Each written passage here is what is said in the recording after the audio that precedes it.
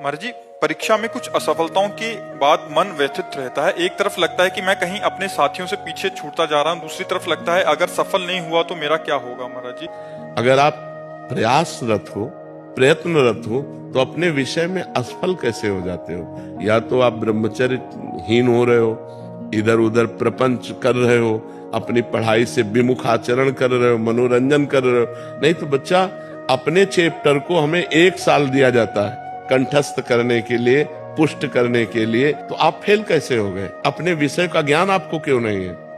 ऐसा तो कोई चैप्टर प्रश्न दिया नहीं जाता जो क्लास का ना हो।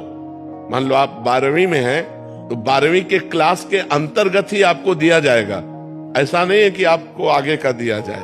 आप जितनी क्लास में पहुंचते जाएंगे योग्यता, उतना ही आपको प्रश्न दिया जाएगा। आपके ग्रंथ इतने बड़े बड़े नहीं, हमारे ग्रंथ इतने मोटे मोटे हैं। स्वाध्याय हर चीज का 10 साल पहले पढ़ा होगा, अगर वो बात पूछोगे तो अभी 10 मिनट में पूरी उसकी व्याख्या करके बता देंगे। अगर ये हो कि भाई टीचर कोई पक्षपात करता है तो बात अलग है, नहीं तो हम फेल क्यों हो जाते हैं? कहीं ना कहीं हम गलत हैं। हम अपनी गलती को सुधारें। और असफलता मिलना सफलता का एक प्रतीक है कि हमें और जोश आना चाहिए।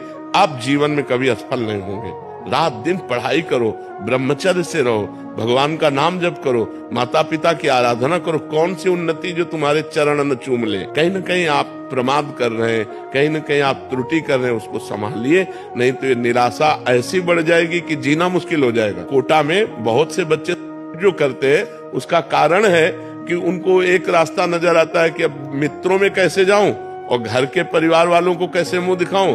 हर जगह ये आता है कि फेल फेल फेल, तो इससे अच्छा है कि हम कर लेते। कोई रास्ता थोड़ी है। आप भूत प्रेत बनोगे, फिर नाना प्रकार के और दुख भोगोगे।